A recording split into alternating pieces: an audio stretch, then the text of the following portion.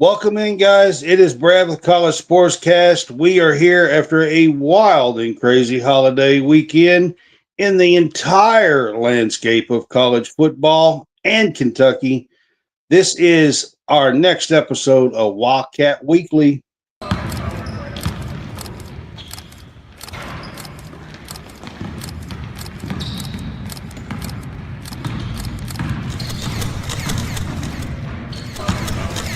Thank you for tuning in to College SportsCast.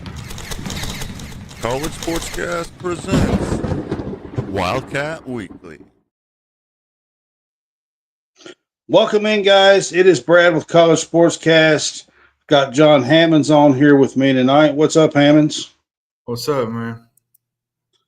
So, first of all, let me get started with this. Did you have a good holiday weekend? I did. I had a good Thanksgiving. Ate really well, so had a good time. All right. So there has been a ton of stuff to get to, but before we do, I do want to bring up our Facebook. I always talk about join us on Facebook, hit that subscribe button. It's only 99 cents a month. It gives you your own chat and your own subscribers page, and we would appreciate that from you guys. It helps us continue to do these for you. So I want to start with that.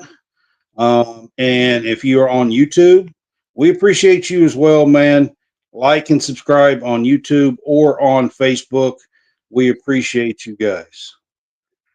And then one more thing before we get started here. I think the Black Friday deal actually ran through today, Cyber Monday. So you can still get 30% off of any Kentucky gear at Home Field Apparel. I'm going to keep that up on the screen. There's a QR code at the top left of the screen. You can get some really cool vintage Kentucky gear for 30% off. Use our code CSCAST or use that QR code and Home Field 30 to get 30% off at Home Field Apparel. I'm going to leave that up on the screen as we talk tonight. John, I want to get started.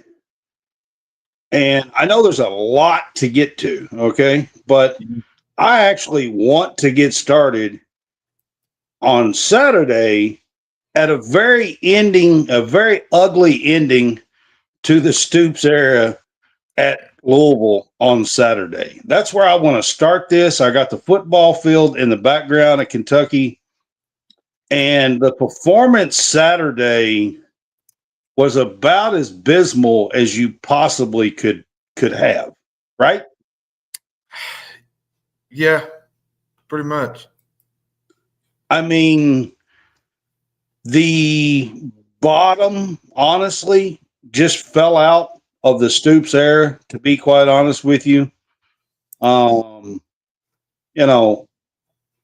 was no way you could run that back. No, I mean, I feel like, to me, this was the worst loss in the Stoops era. Now, Kentucky wasn't necessarily expected to win this game. You had Louisville as a slight favorite. You had, I think, Kentucky at the beginning of the game. It actually flipped for them to be the favorites, but it didn't happen. They couldn't score. They lost out in shutout fashion, 41-0. I mean, honestly, John, the last couple of weeks, even at Vandy before this game, the effort just wasn't there. They didn't even act like they wanted to win.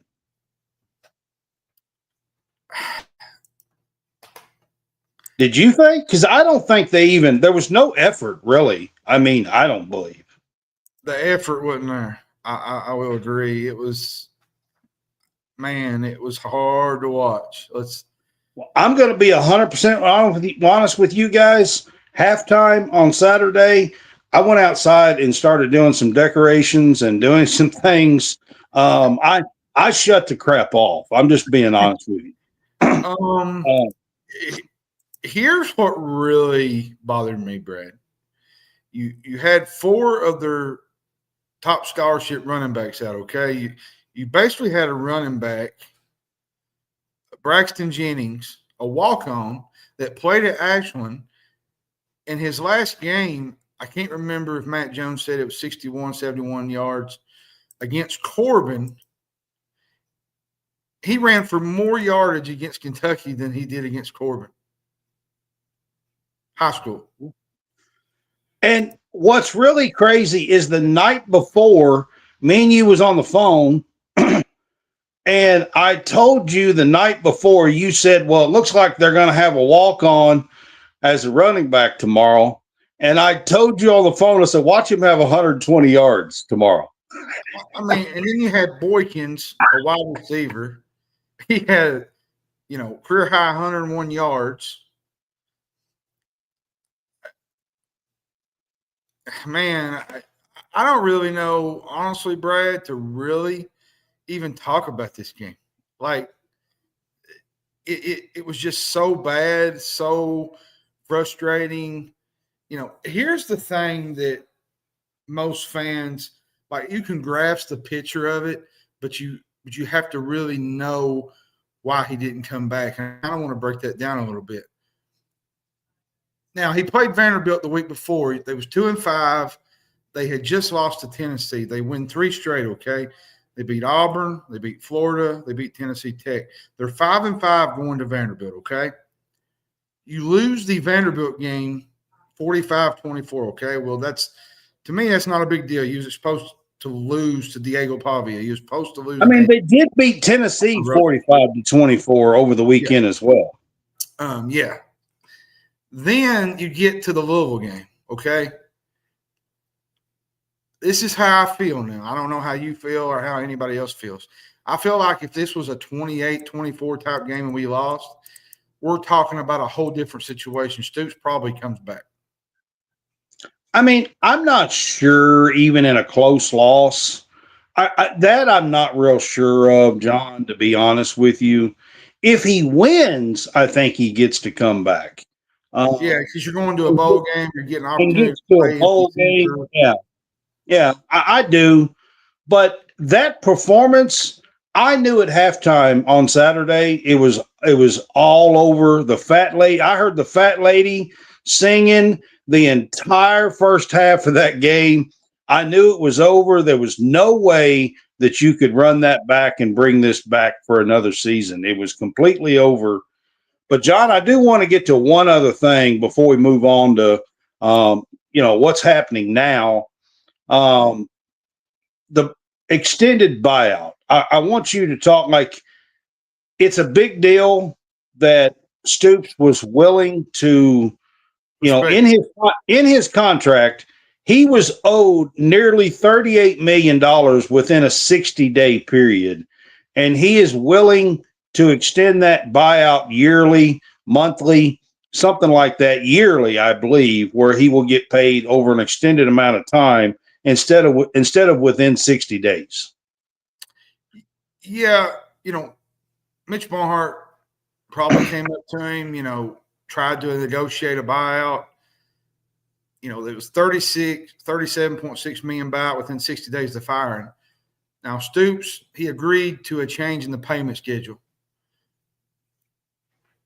And, you look at the game Saturday, he made a case after the game that he wouldn't leave on his own, okay? He made that point clear in the press conference that if you're going to leave me, I'm going to get my money. If you're going to kick me, I'm going to get my money. Basically. Yeah, that was his point Saturday after the press conference. I mean, after the game in the press conference. Yeah, for sure. And what I really like about this is the way Stoops handled it. He could have went in there, that office, and said, give me my $37 million right now, and I don't want it in months. I want it now in 60 days. But he didn't. Now I feel like you can welcome him back in open arms in a year or two. Bring him back to Lexington, give him an opportunity to, let the fans celebrate him the right way. Instead of the way the basketball program went a couple years ago. Last April. Yeah. And so I mean, I agree with that. Listen, Stoops being able to do what he did and say, yes, let's get our lawyers involved and let's try to work this out and we can extend this out. And I mean, that's a great deal. I mean, at least it shows that he cares about this program. He's been here a long time and that he cares about this program. And you look today, Brad, I've looked around on X pretty much all day. Former players, coaches coming out in support of Stoops. Then you had the little incident with Jeff Badette talking about Vince Marrow today. Something, I don't know, a bunch of drama that was going on with that podcast. I don't know really what happened there. I didn't really read a lot into it. I just know that apparently something Vince Marrow said to Jeff Badette, the former wide receiver, that caused him to transfer. He called Vince Marrow out on a podcast today. I don't know really a lot about what really was said. I know nothing about it, so I'm not going to talk about it because I don't know anything about it. I just know there was a little clip that was said, but I don't know anything beyond that. But you had former players come out in support of Stoops, AJ Rose. You had Childress that played a couple years ago. You had Jacob Tammy wrote a big nice long letter or post. I feel like his was really good. There was just a lot of support and happiness for what he brought to this program. And I'm going to say this, that I know the fans are mad at him. You know, I didn't always agree with everything Stoops did, okay? Well, but at the end of the day, he's a person. He's a human. Yeah. And he's got family. He's got kids. At the end of this, John, we're going to talk a little bit more about Stoops at the very end before we go on from football. But I do want to get to some stuff that's going on today, now, that's going on now. So there are reports, there's media people that are saying that it's a done deal, that it's Will Stein. It's not official, by the way. But there are reports, media people saying that it's a done deal with Will Stein. Now, I will say this. Weeks ago, after the Texas and Tennessee losses, when things looked pretty bleak, when they were 2-5, I come back from covering. I was at the Tennessee game. I come back from covering the game, and I told John I had heard a rumor that Will Stein would be interested. So I have known this for a little while. We haven't really, on the show at least once, I did mention his name. But John, there is another candidate that had scheduled an interview. I don't know if they're still going to be doing this or not. It doesn't look like it. But I do want to talk about Brian Hartline for just a minute. And I've got him as the Jimmy's and Joe's candidate. There's been 3 names. I'm just going to talk about 2. John, I think you can get why I would have him listed as the Jimmy's and Joe's. He's been at Ohio State. He's got names like Marvin Harrison Jr., Jeremiah Smith. He's been known for getting some of the best wide receivers at Ohio State. Now, John, it's at Ohio State. Could he do that at Kentucky? That's a good question, Brad. Recruiting at Kentucky? He's only at Ohio State. That's it. So he's had that logo and that brand to recruit and get these guys with. Well, me and you had this little conversation a week ago. You was talking about recruiting within Kentucky, and you made a kind of a joke, but it's kind of true. Kentucky is completely different than Ohio State. Ohio State has a brand. Ohio State has a tradition of football. And based on name alone, that's why a lot of those kids go to Ohio State. They get people, and it doesn't matter who's going after them. They want to play for Ohio State. They do. With Kentucky, I think the recruiting would be up the notch. But I think you're going to see that with Will Stein too. His offense is exciting, very exciting. He It throws, is. And that's why I have him listed as. So I've got two on here. I got Brian Hartline listed as the Jimmys and Joes candidate, and I've got Will Stein listed as the X's and O's candidate. Yeah. I did that out of playfulness. Okay. I got him listed as my X's and O's candidate. And all reports are stating that he's going to be the guy. He's from Louisville, Kentucky. He played at Louisville.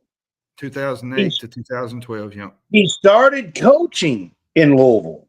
He has also been at Texas as a quality control, offensive quality control. He has been at Lake Travis High School. Lake Travis High School, where he coached Garrett Wilson. By the way, that's a powerhouse program. By the way, yeah.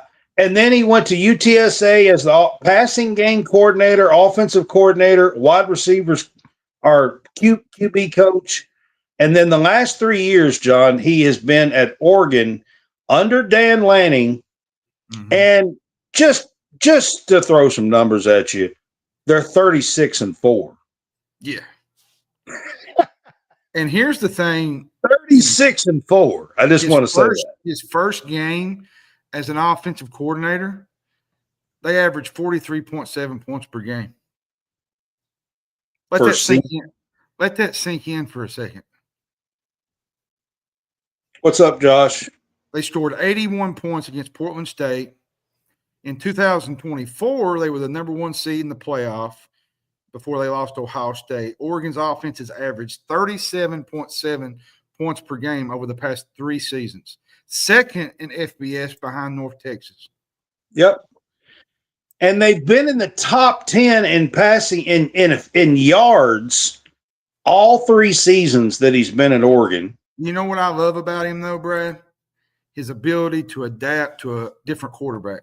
You know, he had Bo Nix. He's had Bo Nix. He's had Dylan Gabriel. And this year he had Dante Moore. Yep. All different kinds of quarterbacks. And he's done nothing but improved their game and got them to the NFL, to be honest. I mean, Bo Nix was ready for the NFL. Dylan Gabriel has started and ready for the NFL, to be honest with you. Oh, and Dante Moore might follow suit. Here's the thing that I really like about Will Stein. His ability to adapt to the game plan. You know, you saw it this year with Indiana. Like, there was a couple games where they played in the rain. He changed up the game plan. He changed up the game. And that is what Kentucky needs.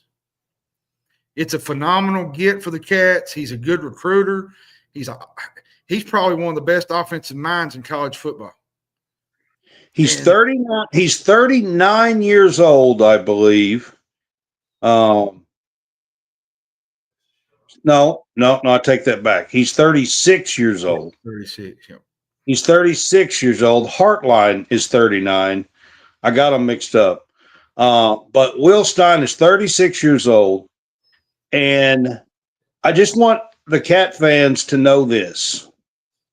His dad played at Kentucky.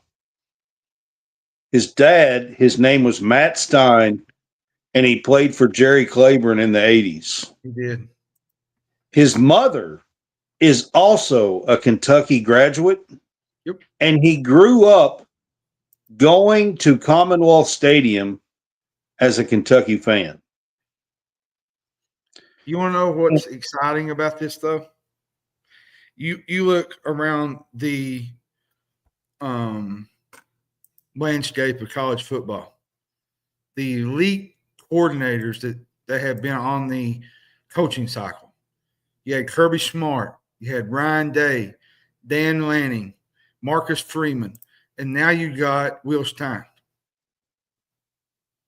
Those are 5 top-notch elite play callers. Yeah, absolutely. He's young. He's going to light up the scoreboard, Brad. And that's why I love Will Stein as the quarterback. The quarterback position. Guys, the quarterback, he's also been the quarterback coach as well as the offensive coordinator. And he has developed quality quarterbacks everywhere he's been, including that high school stop in Texas. You want to know what's funny? Is Will Stein and Jeff Braun both played quarterback at Trinity, okay? Both went on to play quarterback at the University of Louisville, and now they're back in the Bluegrass against each other. Wow. Yep. It's pretty insane. Like, that's pretty insane. I just want people to know that there's the Stein's background. They are from Louisville, but they grew up with his dad being an ex-Kentucky player, his mother a Kentucky graduate, and grew up coming to Commonwealth Stadium as a Kentucky fan. That is part of when I heard back a few weeks ago, 5-6 weeks ago, when I heard his name, that is part of what I heard. I heard that he would be interested in coming back home. That's what I had Here's heard. the thing that is impressive. I was reading something today. Oregon's had some injuries, okay? They've had a couple wide receivers down, some O-line injuries. He adjusted the offense to score points. Very controlled. You know, that's what he does. He uses weapons that he's got to score.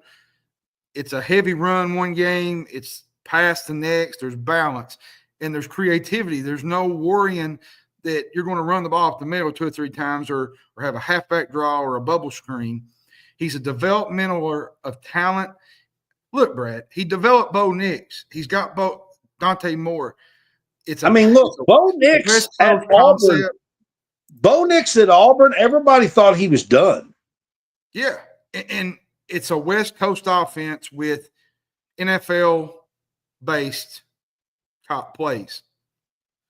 And it's to fit their style of play.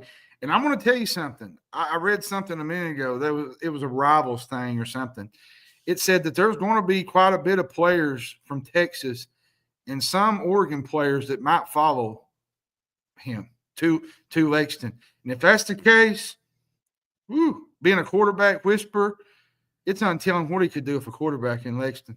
And Cutter Bowley, if that's you standing here listening to this and wondering about Will Stein, I don't know if you want to compete in a good room, because that's probably what you're going to have to do. But if you want to develop, Will Stein's the kind of guy that can get you there. Yeah, he can. He knows the game. He's smart. He develops talent. He you just don't do what he's done and not have success. You know, he was at Louisville for a while. He went to Texas. He was at the Powerhouse program in Texas at high school, I think, for 2 years. Then he went on to Oregon, where he's dominated offensively. He went to UTSA. He was at UTSA for 3 years. I'm going to throw a name out for you while we're on here. Look for there's a coordinator at UTSA. I don't know really a lot about him, but Justin Burke, he's the OC at UTSA. Don't be shocked if you see his name pop up for the OC job. Well, but he was at UTSA before he went to Oregon in 23. He's been there 3 one that might pop up, and it's North Texas's OC, Davis. Yeah, he's like Will Steins when it comes to creativity, play calling. Listen, I know Kentucky fans have the last couple of years, they've been kind of tired of the whole stall ball. Well, you ain't going to get stall ball with Will Stein. I can just tell you. This is going to be scoreboard time, Hal Mummy type stuff. A lot of outside plays, the quarterback rolling out. Like, it's going to be exciting brand of football that Kentucky fans are going to enjoy. So with that said, John, I've got a few things here that I want to kind of quickly go over just the future of the program, the tempo, the style, the kind of players that we can look forward to. And then quickly at the end of this, December high school recruiting is happening pretty soon. And then the January portal, and just kind of hit and run through each topic here real quick. Future, I think you're going to see a lot of players out of Texas. You're going to see some skilled players, wide receivers. You might not see a lot of running backs. Now, you might see, Dante Dowdell probably come back. I think Dan Lanning coached him at Oregon. So that's Dan Lanning. I keep saying Dan Lanning. He's the head coach. Will Stein, he might as well be, because he helped him build that offensive line, but offensive coordinator job. But you're going to see some Texas players. You're going to see, might see some running backs. You're going to see a lot of skill position players. Offensive line, wide receivers, tight ends. He uses the tight ends so good. Willie Rodriguez, if you're listening, you better have some fun, because he's going to get the ball to you, because that's what he loves to do. What's up, Brady? That's one thing Brad has been harping on for the last 2 or 3 years, is the use of the tight ends. Like, we have not used the tight ends. And we've got some good ones. Boyer, Willie Rodriguez, we've got some good ones to use. Well, and then you're going to see the tip pistol RPO game that uses play action. There's a lot of RPO options, a wide receiver screen, slants, cross, routes. Wide receiver runs deep and medium crossing route. It's so hard to explain unless you just got to watch it on. Go watch some of the film from the last 2 or 3 years. And the tempo, guys, they rarely huddle at all. He wants the matchups he has. Fresh legs, make the defense speed up his play calls. He'll go empty backfield. He'll spread it out, throw the ball around. Dillingham was the same. He was under. Was he under Dan Lanning at one point? Who's that? Arizona State head coach. He was wasn't he with Dan Lanning at one point? Yeah, I think so. Yeah. Dillingham. Yeah. It'll be fun to watch the breakdown of this offense as a whole. It's a pro style run, RPO game. There's going to be a lot of freedom at quarterback. And you saw that with Bo Nix. Now, before we move on to the December high school recruiting, real quick, he's not been a head coach. And there are going to be some questions. Can he handle the defense? Can he handle a big operation? Can he handle NIL for everybody? There's going to be some questions. What do you expect to see defensively out of a guy who's not been a head coach? I think first year is going to be tough. You look at the schedule next year. It's tough, Brad. It's tough. Jumping into a year like he's going to jump into. But I think you put fans in the hope category, that there's energetic. It's an energized, Kroger Field. You got a new coach, but don't expect a lot of things in the first year. It's going to be. Well, that's my next topic. Honestly, I want to ask you specifically, John. What do you expect? Because the December high school recruiting is like in a few days. Well, what do you expect in the high school recruiting that's going to go on? I saw on X today there was a few guys that had pledged to stay. Now, the Hunter kid, I think, is it DJ Hunter? Yeah. The quarterback, he made an eye emoji, which and tagged Coach Stein. I felt like that's a sign that he's possibly going to stay. There's a couple others going to stay. Now, Boley came out today and said that he would do what was best for him. And I'm going to be honest with you, Brett. I love Cutter Boley. He's a Kentucky kid, LCA. He's a pocket passer, He's a quick pocket passer. That's what he is. But do I foresee him being here? It's 50-50 at this point. Yeah. I mean, I agree with that. What kind of guys do you think we will see if Will Stein is the guy, which it looks like he is? What kind of guys do you think we will see that Kentucky go after in the transfer portal? Lots of skill. Like I said, lots of skill guys. Wide receivers. There'll be a lot of people decommit. There'll be some that Stoops had that will be in the portal. You're going to have to recruit some defensive guys, some cornerbacks. Do you think they go after just massive size on the line, or do they go after a little slimmer guys that can just move and athletic? I think there'll be a little bit of both, and I think you're going to see a lot of speedy wide receivers. I think on the wide receiver, but in the SEC, John, you got to have the big uglies. Yeah, you gotta have some physicality. I agree with you. Cutter Joshua, I ain't trying to be rude or anything, but he did not say he was coming back. Well, he had said that before Stoops got fired, Josh. Yeah, he had made a comment, but I don't want to take nothing out of Cutter's mouth because he. No. That's all changed because of Stoops being gone. Well, and he even said that he didn't even see it coming. Like, how do you not see it coming? After that performance at Louisville, how do you not see that coming? Is what I want to know. But anyway, we'll not get into that. But Michael Hunt brought up a good point. Speed and versatility, lots of zones and stretches. What football is getting to now. See, that's what I'm saying. Like, you're bringing that into Lexington.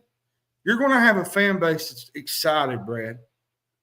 Like, I will be honest with you. I know me and you joke about it and you laugh at me with it. I believe Brad's going to call me next season when on the first play of the game when we score, he's going to say, we scored a freaking touchdown through the air without even running the ball. I want some more offense for a decade, okay? Like for a decade, all right? It's been a long time. He started out with some air raid guys for a few years, Neil Brown, Shannon Dawson. He started out with some air raid guys the first 3 or 4 years, and he got away from that. And for a decade, I've been screaming, I want more offense. I'm very happy that we're going with an offensive guy. I know there's Kentucky fans out there that was all they were so focused. John Summerall. That's all they could think about and say. I think they had been brainwashed or something, to be honest with you. But I'm going to be honest with you, John. For me, I want an offensive guy. I want somebody who knows what they're doing, that can do all the things that you were just talking about and that Michael brought up, and spread the field out, play fast, put other teams on their heels. Stop letting them set up for as long as 40 seconds every time, run their guys in and out, make changes. Stop doing that. Let's play some speed, put them on their heels, football and offense, and let's finally try to get in the new millennium with football. I got a question here, Brad, before we kind of move on. Does some of the staff stay? Because there's a lot of scrambling right now. Justin Rowland made a post about it earlier, said that they're trying to kind of put things together for signing day. I think you lose half of this staff. I think Brad White goes to Florida. I think the staff's gone. I think you see Wolford, he's gone, offensive line coach. I think the staff's gone. I don't think they want any of those guys back, to be honest. I think he's going to put his whole staff together. Oh, yeah. I'll tell you one thing that I am positive about that possibly could happen. I would be very shocked if Austin Novosad, the quarterback, the 4-star from Oregon, if he don't end up at Kentucky when it's all said and done. That's a good prediction right there. All right, John. And he is a slinger. Now, I got one more question for you, and we're going to move on to football. To be fair, he was in front of Dante Moore, which is kind of tough. But anyways, yeah, absolutely, 100%, and he would be a great one. That's a good little tidbit here from us. So I appreciate that. But if it is Will Stein, all right, Brad might have a panic attack, Michael. He said if Dante Moore was to follow. Oh man, you have no idea. Brad you might have to get Brad off the ceiling. Y'all have no idea. I have been screaming for offense for a decade. I'm not playing. Yeah, he's probably won the NFL though. Probably 2026. All right. The schedule, John, is not great. I mean, it's a very, very tough schedule next year. First year head coach. If we do hire Stein, he will be a first-year head coach ever. Okay? I'll pull it up for you. What is your expectations? What would be a season where you feel good moving forward for next year with a brand new head coach? 5 wins. What's that? 5 wins. With that schedule? Maybe knock off an Oklahoma, maybe a Louisville. Florida's probably going to be down next year. Now it depends on what they do in recruiting. Vanderbilt might be down. Me and you talked about that. Quarterback Pavia. Come on, Dante. Yeah. But here's the schedule for those wanting to know. It's Youngstown State, South Alabama, Louisville, Alabama, Florida. We play Lane Kiffin in Kroger Field next year, LSU, which will be interesting. Vanderbilt, at Missouri, at Oklahoma, at South Carolina, at Tennessee. And, man, we go to A&M next year for the first time in, 2 or 3 years? 4 years? A&M has never, by the way, been to Kroger Field. And while we're going back there, that one kind of pisses me off, SEC. Yeah. To be honest. Yeah. They've been in the league since 2012. Next year will be 15 years, and we're going back to A&M. There was a time where A&M didn't even – was it last year that they finally went to Tennessee? It's ridiculous. They've never been to Kroger Field. Hello, SEC. Hi. I mean, come on. Brad's on the road this week, man. I mean, for real, dude. I actually can't wait for your coaching carousel update from the Big Fuss Show. That's going to be what's going to be fun to listen to. Don't get me started on the whole thing. What's going on? Don't get me started. All right, John. We are going to mix it up, guys. I do cover other sports here. By the way, John, it is December. I know everybody's going to be talking about other sports, but the NCAA tournament is fixing to start for women's volleyball. Yep. And I do want to bring up and have a little bit of discussion here about women's volleyball. Kentucky is got a heck of a season going on, and we're going to get to just a little bit here talking about women's volleyball. So hang on just a minute as I get to my topics here for this. All right. So since we've been here last Monday, on Tuesday, John, Kentucky had an absolute incredible comeback win versus the number 3 team in the country, Texas.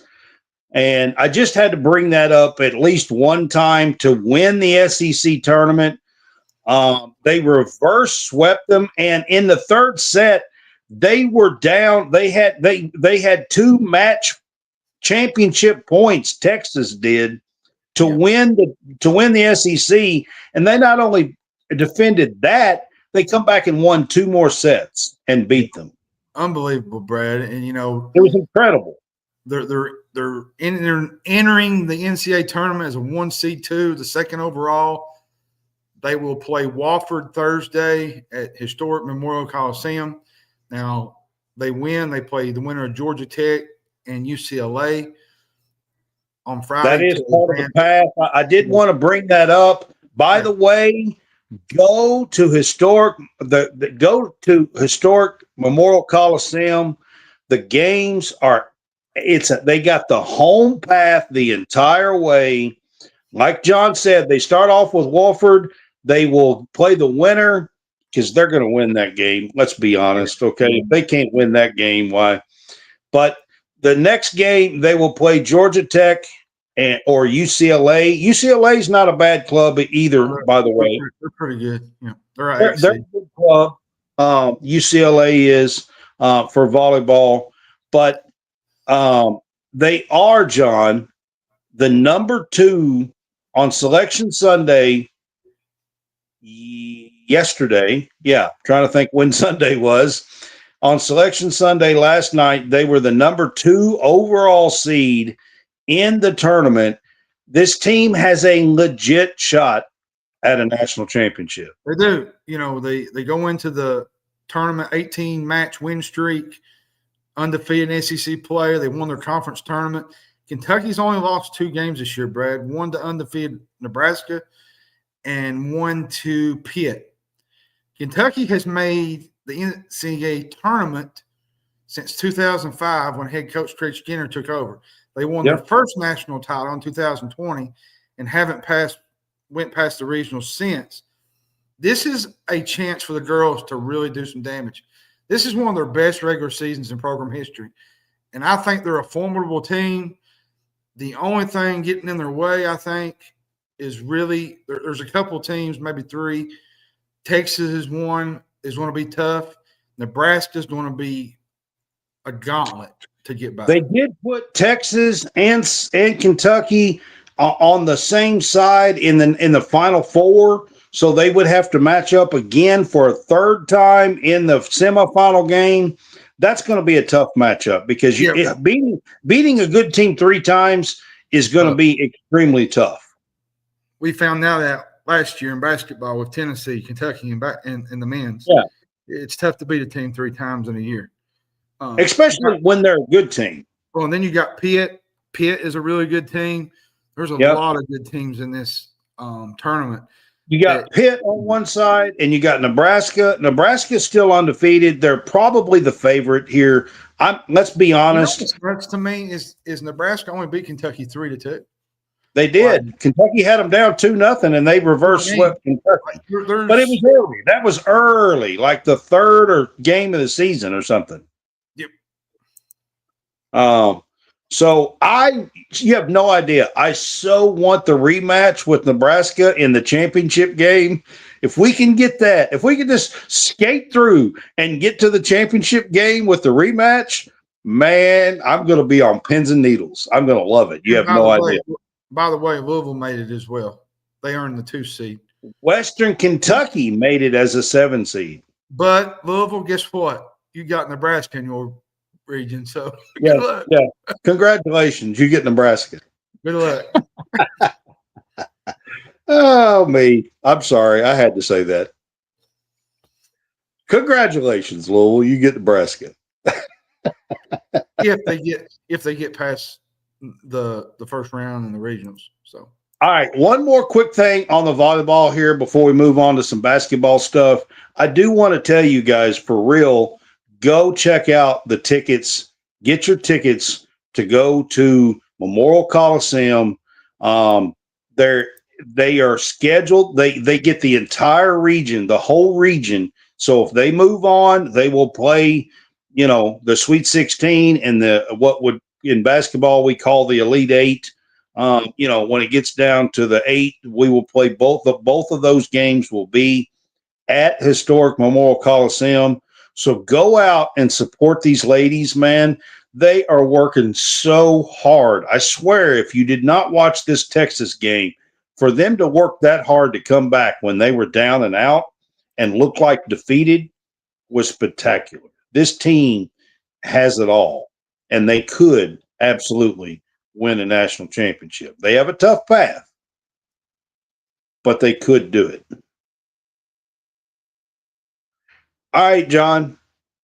I do want to get to some basketball. We are going to get to the men's first.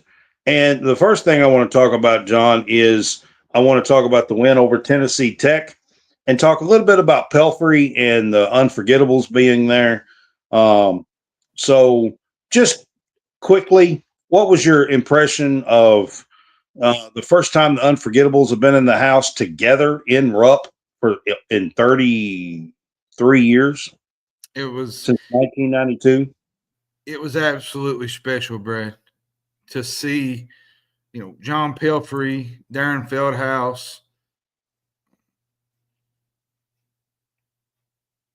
trying to think, Sean Woods, and the other one, Richie Farmer. It's just, man, getting them all together, it was just special. It's really all you can say about it. I guess it was. It was just to know that, John Pelfrey's wife. For me, John, I'm going to be honest with you. I grew up in that time. I was in high school. I graduated in 93. In 92, I was a junior in high school. I was a seventh grader, eighth grader when all the players left, and we were left with about 6 Kentucky kids and an Indiana guy. And that's about all we had. Everybody else, they gave them at that time. There was no free transfer, but they gave Kentucky players a free transfer. That's how much they hated Kentucky with what was going on. They brought up for 2 years. I don't think people remember this, but for 2 years, Kentucky wasn't even on TV. They banned Kentucky from TV. He's on probation. Yeah, but they're the only school that's ever happened to that I ever know of. And you know what's crazy is it all started with Eddie Sutton, the end of Eddie Sutton. Yeah. But these kids, these young men, man, gave their heart and soul to bring Kentucky out of the pits of hell, to be quite honest with you. I mean, that's where they were, to be honest. There was a point there, you had Ellis. I think he left and went to Arizona? No, he went to Syracuse. That was Chris Mills. That's Chris Mills that went to Arizona. Sean Kemp never even played a game. Left. Sean Sutton went to Oklahoma State. They just all went, and they gave them all a free pass. That's never in that time. That never happened. And they banned us from TV. You couldn't even watch the games for 2 years at all. They were not televised. What year was that? Was it 89 or was it? It was the 89, 90, and 90, 91 seasons that we were banned from TV. 89 year, they had the Eddie Sutton scandal. They banned the program from television, like you said. That was 88, 89 when it all went down. Was significant. They lost by a large margin to Kansas. Wasn't that Kansas that was? Yeah, like 150 to 84 or some shit. Yeah, it was bad. The 89 team, you had, trying to remember, you had Derek Miller, Sean Woods, Darren Feldhouse. I think you had Brasso on that team, Henry Thomas, Richie Farmer. We had Jonathan Davis, Reggie Hansen. I think it was then they had another one. I can't remember. Jonathan Davis has been on our show, by the way. Give him a shout out for being on our show. Junior Brady was on that team. Yeah. There was just not a lot to be happy about. And everybody thought Kentucky was dead. Dead. D-E-A-D. I mean dead. You know what's crazy? Was that not the season in 90? When they beat Shaquille O'Neal in the LSU 14 and 14, Rupp was Kentucky fans today don't know when they banned Kentucky from being on TV. Rupp was crazy. I mean, it's nothing like you see today. It was wild inside of Rupp. I was there one of the nights. I don't remember if it was 90 or 91. I was there the night we beat LSU, and Reggie Hansen out jumped Shaquille O'Neal for the tip, and we beat them in overtime. They had Chris Jackson and Shaquille O'Neal. And we had no business. Stanley Roberts was on there too. We had no business beating that team, man. No business beating them. No. And Rupp Arena was wild. I'm telling you guys, y'all never lived what I seen. I'm telling you. Well, when I was a kid, you're a little bit older than me, but mine was Jamal Mashburn. His first year, I got to go to a couple of games as a kid and got to see that 93 team, the 92 team. It might have been the 92 team. And the next year they went to the Final Four and lost to Michigan. Yeah, I still say to this day, Brad, if Mashburn don't foul out, Kentucky wins that basketball game. Oh, they win the national title if he doesn't foul out that game. He fouled out, and Weber and Jalen Rose and Juwan Howard and Ray Jackson, that whole team just took over in the overtime. Yeah, and it was lights out. But back to your point, it was great to see him there, seeing Pelfrey. You know, a lot of people don't know John Pelfrey's wife is facing cancer. Yeah. She's going through some cancer treatment. She postponed all of that just so she could be with John Pelfrey at the Kentucky game. That says a lot about their fortitude, their drive, her willingness to support John. And we support John. He's a Kentucky guy. You know, he's blue and white. He's also from Kentucky. He's from Paintsville. Played at Paintsville High School. Yeah. Yeah. All right. I want to move on. We're going to get to the ACC challenges this week. Kentucky plays tomorrow night. They get an actual home game, John, against North Carolina in Rupp tomorrow night. In Rupp, I think it's 8:30 Central, 9:30 Eastern. It's a late game tomorrow night. North Carolina has started out a little bit slow. What do you expect to see tomorrow night in Rupp Arena? They struggled during Thanksgiving. You know, they won their first 6 games. They lost to Michigan State, which Michigan State's playing as good as anybody right now. Now they come up to Kentucky, their second after losing their second game. They got Michigan State and Kentucky back-to-back. There's a lot of respect in this series, Brad. Make no mistake. These teams hate each other. It's a neutral site matchup. When I was growing up, that's the one team as a kid that I hated just about more than anybody. Here's the thing. Kentucky's perimeter shooting has not been great. And I'm going to go yeah. And on the other side, North Carolina hasn't been either. You know, you got the Caleb Wilson, Henry Visar. Hubert Davis has done a marvelous job trying to get that shooting back. North Carolina went ice cold against Michigan State. Jaron Stevenson did not play good. I got a question for you about this game specifically, okay? Caleb Wilson's been pretty spectacular so far. He has. Do you let him get his and shut down the other 4, or do you try to put your best defensive player, big on him and try to shut down Caleb Wilson? Well, I think that's what you have to do. But, Michigan State had a good game plan. They adjusted their defense. They double-teamed him, forcing him to take tough shots.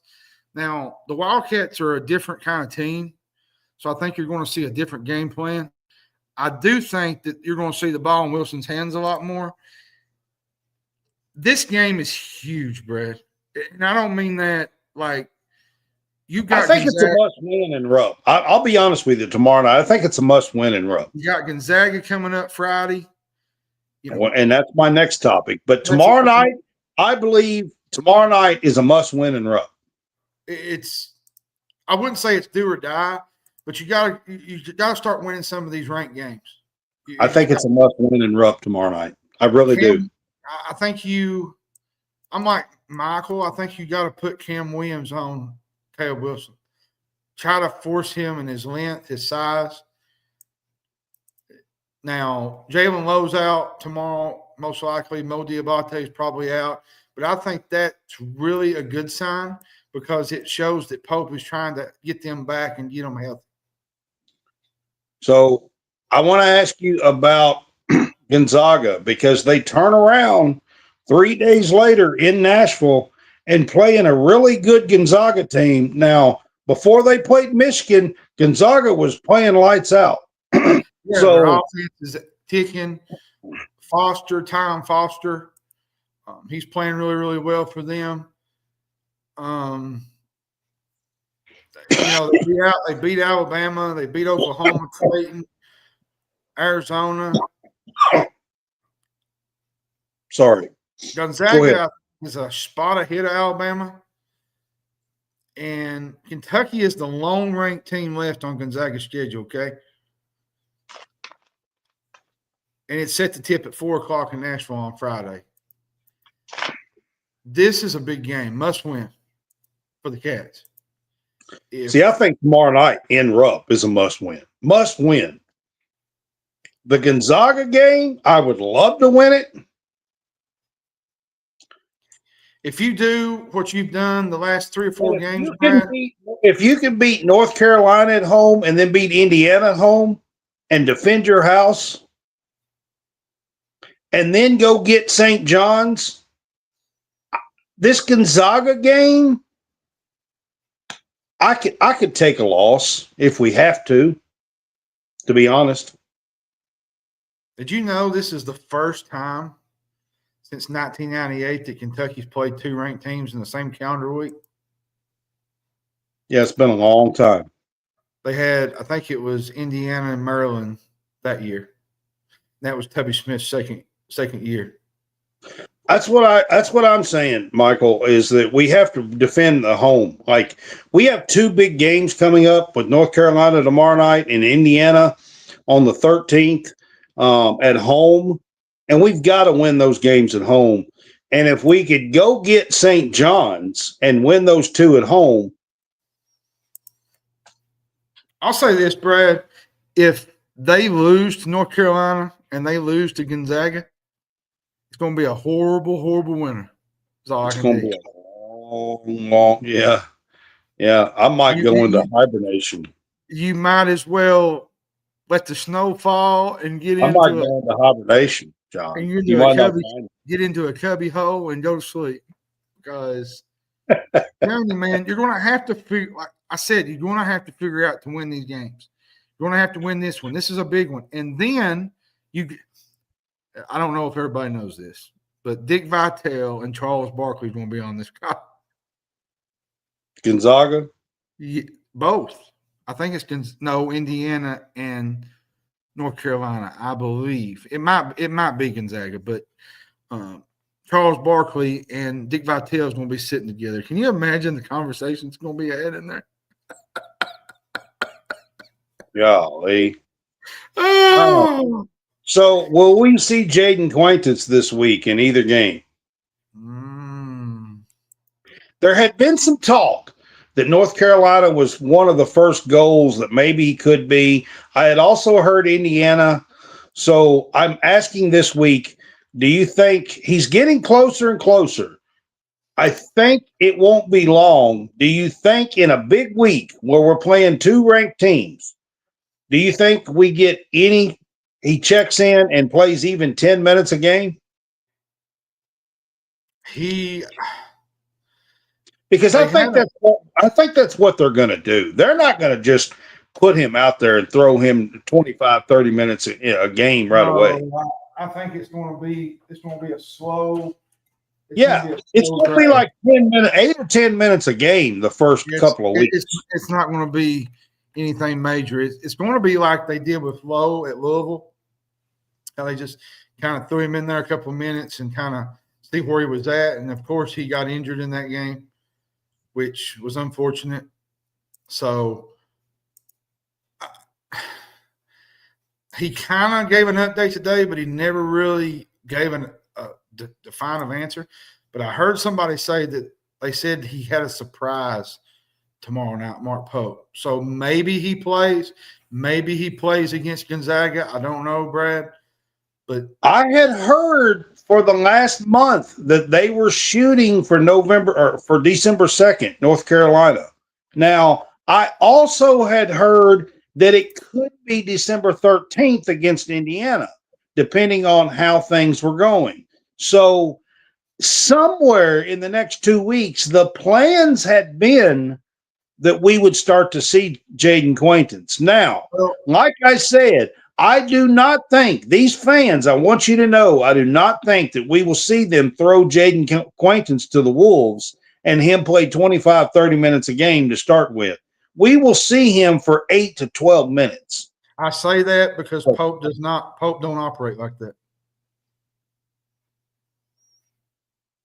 Yeah.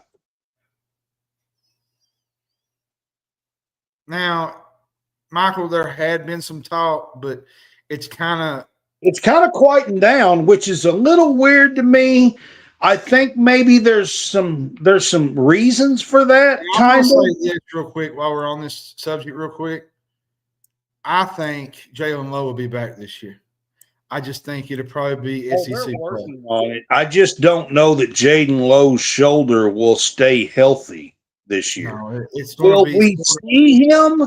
I think we'll see him a game or two, but is he going to take another bump and it pop right back out? He does have to have surgery. Well, and I think it's going to be another Lamont Butler type thing. Yep. He's just going to have to, take the bumps and just kind of. We will see him again, but if it pops out again, we will not see him again. He'll be done for the year. He'll be done. Yep. Because he does have to have surgery. I don't think he wanted to spend a lot of time on the women. I know they lost to Maryland, and so I am going to get to the women here real quick. So the women played in Puerto Rico over the holiday. They did go 1-1. They lost to Maryland. John, against Maryland, I don't think the women, they never really got over the hump. They got behind early. They never could really get back into the game. And then they come back and win against a bad team. I'm going to be honest with you, Morgan State. But they completely blew them out, scored over 100 points, and went 1-1 at Puerto Rico. Well, you look at the Maryland game. Kayleen Schmickel, Gardner Zone, they had a combined 39 points. Maryland has 5 seniors and 7 players who have Sweet 16 experience. It helped against a Kentucky upper class type lineup. And this Maryland team is going to get even better. Keone Key against Maryland fouled out, only played 14 minutes.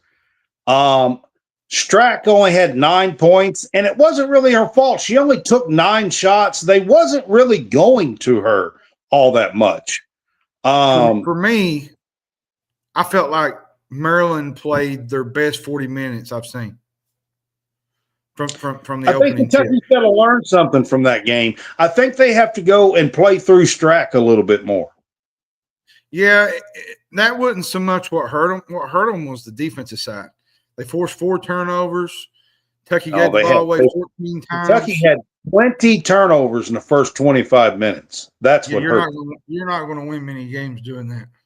I'm sorry. That's just. But they also have to run the ball through Strack a little more. You cannot let her, in a game of that magnitude, a top 10 team, you cannot let her only have 9 points and not even have 10 shots. You can't do that. And then they played Morgan State, which there's not really much to talk about. Well, I do want to talk about one thing in the Morgan State game, John.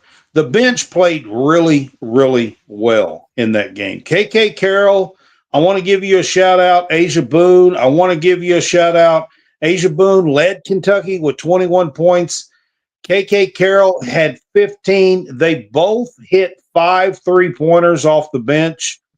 And the bench scored 44 points, and the Cats went over 100 for the second time this season, and the first time that the Kentucky women's team has done that since 2017, I believe, with 2 games or more over 100. So I want to give a shout out to KK. KK is a McDonald's All-American freshman. She is just coming along. She had a great game. She hit 5 3-pointers. She was either 5 or 9 or 5 or 10 from the 3-point line that night. And Asia Boone also had an excellent game off the bench with 21 and led Kentucky that night. So Lexi Blue had 6. Josie Gilvin got 2 points off the bench. There was 44 points off the bench. And now you get a chance to play Miami in the ACC Challenge, which is going to be fun to watch. That's my next one. Again, Kentucky women is on the road. Again, SEC. Hello. Maybe you ought to put the Kentucky women at home at Memorial Coliseum one time. Just try it out for fun, honestly. I mean, I don't get it. Some of these things, SEC, like really? I mean, I just don't get it. Maybe, I don't know. The other teams get home games. I'm not sure why you don't give Kentucky a home game. I'm just not sure. But anyways, they're playing Miami. Their game is Wednesday night on the 3rd. They'll be in South Beach, John. And Miami had started this season pretty well as well. Yeah, they're playing good. They got some fast, little, aggressive point guards. They got a good team. They were 5-1. They were 5-1. I'm not sure exactly the past 3 or 4 days if they played again or not. But they had started out pretty well. And this is kind of down the totem pole of where the preseason rankings were for the ACC and SEC. This is kind of an even matchup where they predicted both of these teams to be. So it's going to be interesting to see how Kentucky bounces back and Kenny Brooks gets this team going on Wednesday night in Miami on the road. By the way, Kentucky is 3-0 on the road this season. And then Sunday, they play Central Michigan at home back at historic Memorial Coliseum. They have not played at home in like 2.5 weeks, or by Sunday, it'll be 2.5 weeks. They've not played at home. So go out and support the women. They get a home game on Sunday afternoon, Central Michigan, and I will be there for that game. It'll be great to be back and cover. The girls have not had a home game in forever. It seems like about time you go and cover something. I mean, it's great. They haven't had a home game in forever. I've been doing all the running. Yeah, and so I'll be back covering on Sunday for the women, and I might even sneak a volleyball coverage in here in the next couple of weeks. I'm not real sure yet. I will say real quick, Mark Pope gave an injury update today, according to Jeff Drummond. There is an update, but we're not going to tell you until the game. Those guys are coming along doing the best they can, but I'm not sure they'll be ready to go against North Carolina. That's all he said. The first part kind of to the game tomorrow.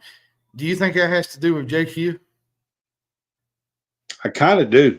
I'm telling you, I had heard rumors for 3 or 4 weeks that they were shooting for the North Carolina game. Now, the backup to that was the Indiana game, depending on how he was coming along. So I'm not going to sit here and tell you guys that I know for sure he's coming out, to play tomorrow. But I do know that he's getting close and that they had been planning on sometime in the next 2 weeks him making his return. And I do want to say that the last 24 hours have been absolutely bonkers. And I'm not an insider by no means. Me and Brad that's beyond me and Brad's pay grade when it comes to insider news. But just keeping up with the Kenny Brooks has been great. Yeah. and it's been good. You know, I've tried to keep up with everything. Brad's been trying to decorate for Christmas, and I've been trying to work a little bit, Been a trying to busy find. weekend.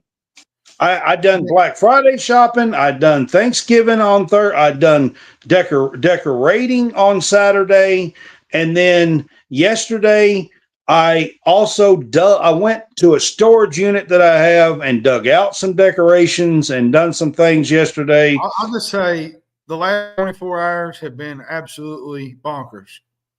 From Stoops getting fired to this, we had planes that were being tracked. We had rooms that people was going in and out of. Like, it was absolutely bonkers. All right, John, I'm going to end the show with this, okay? Okay. This is my last topic of the night. I'm going to end the show with this. I want you to take a quick look back at the Mark Stoops tenure, and I want you to tell me, how should he be remembered? That's a good one. He should be remembered for the things that he did when he got there. You know, the first season that he was there in 13, the cupboard was really, really bare. I was actually at the Western Kentucky game in Nashville when his first game of the year. We lost to Bobby Petrino in Western Kentucky that season. Yeah. And even then I seen improvement, but I knew that year we was not going to be really, really good. There was just too many missing pieces. Now, it took him a few years, but John, he had the best run that Kentucky football has had over an 8-year period since a guy by the name of Paul Bear Bryant. Yeah, he changed the culture here. It's unfortunate because, you know, with this is a business. There was a lot of low expectations. You know, Kentucky's not a high expectation job. It's basically a job that you win 6 or 7 games, you're pretty much a shoo-in. Everybody's happy. Stoops is responsible, really, Brad, for the most successful time that they've ever experienced. They have since Paul Bear Bryant. You know, the absolutely. But my question really is this. So 5 years from now, seasons. 5 years from now, John, they bring Stoops back.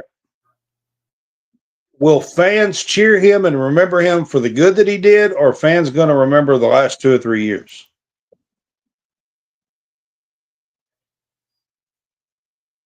No. The way he handled things, Brad, at the end, I think changes everything. If I was a fan and he got to come back and sign autographs and all that, like for the fans, not me in general, but as a fan, I would go to him and I would hug him and shake his hand for what he gave this program. Because he's done a lot. He put a lot of sacrifice. He's put a lot of sacrifice in. There was a emotional post today. Somebody, Kenneth Horsey, had mentioned about his heart surgery and Stoops being there. Some of the pictures that they was hugging each other back in the early 2000, like 2012, 14, of players that was just huddled around Stoops. In that moment, Stoops was cherished. He's still cherished, but those players hold a memory of that, and that leaves. Do y'all remember JoJo Kemp going wild at Florida? I do. I mean, I don't know if you guys remember that or not, but I do. South Carolina was another game he went wild in.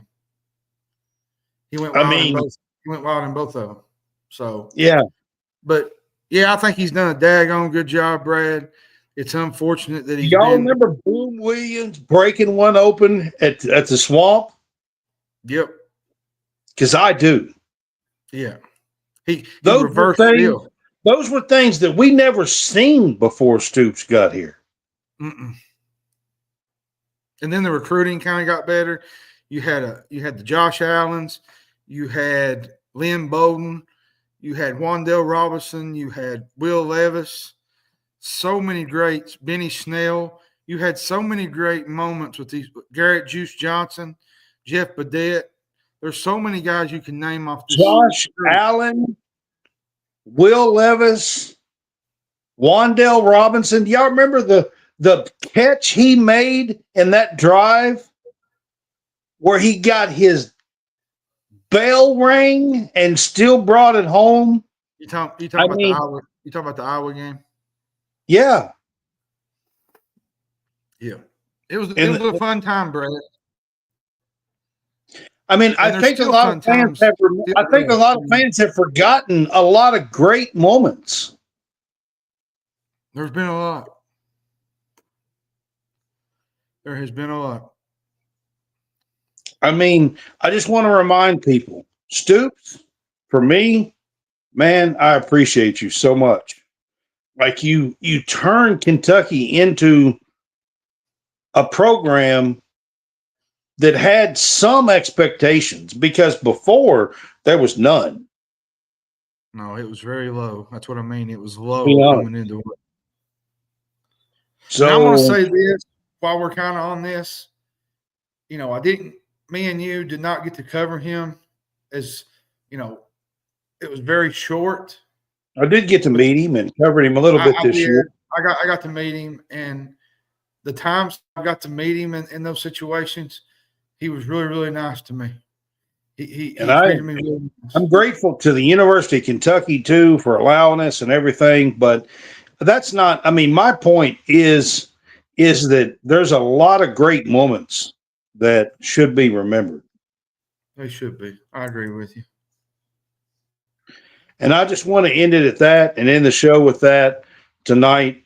We kind of run this a little bit longer than I normally do for the Wildcat Weekly shows, but we had quite a bit to talk about, quite a bit to get to.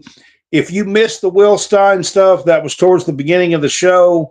Go back and watch. I will post some shorts and a few things probably tomorrow. I'm not even sure. I'm not even sure what we're going to, if we're I mean, I don't want to let people I don't know if we're having a show tomorrow. Kentucky plays tomorrow. They do. Kentucky plays tomorrow night. It's a late night. My son's coming over to watch the game with me. So, I mean, if we do a show, it's going to have to be early tomorrow.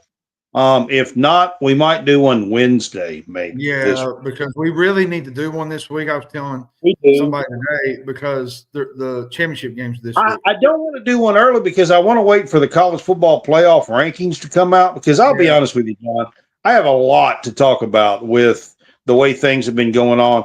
I hate this calendar, freaking hate it with a passion, and I don't even know why.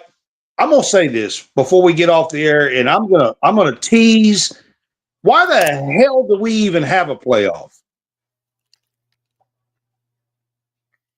We have a playoff so we can just gut all these teams before the playoff happens? How stupid are the people who run college football?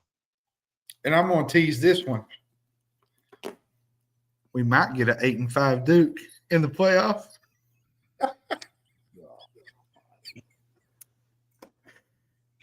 Don't say nothing. Don't get me started, John. I'm telling y'all might want to tune in, because I'm going to be livid over some of this shit. The people who run college football are asinine, and I mean it.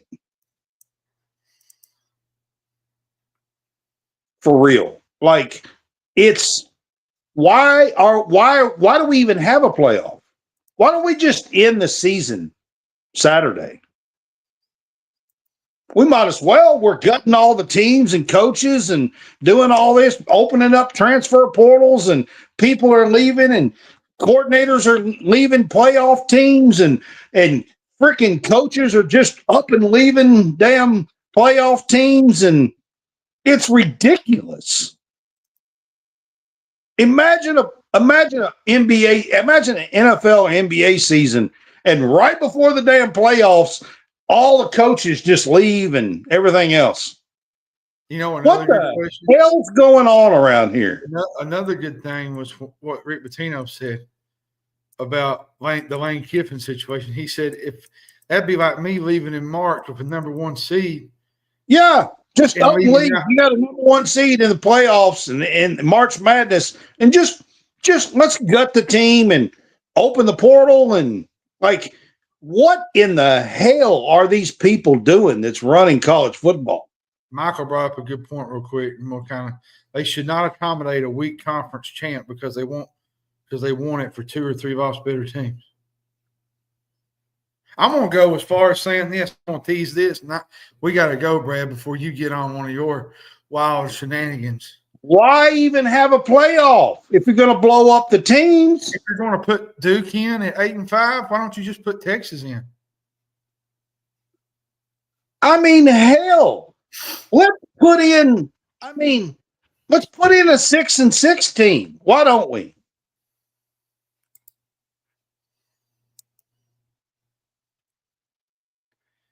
I'm gonna have to reel him in, everybody. He's ready. Why don't we just put in a 6-6 team? I mean, why not? Yeah, I agree with you. Lord have mercy. Why not? Let's go out and spend an entire year, an entire season, and let's take the number 5 or number 6 team in the damn country and let's decimate them right before the playoffs. Yep. Ole Miss. Let's just decimate the whole program right before the playoffs. I got something to say about that when we do that on Wednesday about the Ole Miss situation. That Ole Miss situation is about as toxic as it gets right now. How in the hell? Listen, I don't blame the coach, really. I blame the system and the people that allow this shit.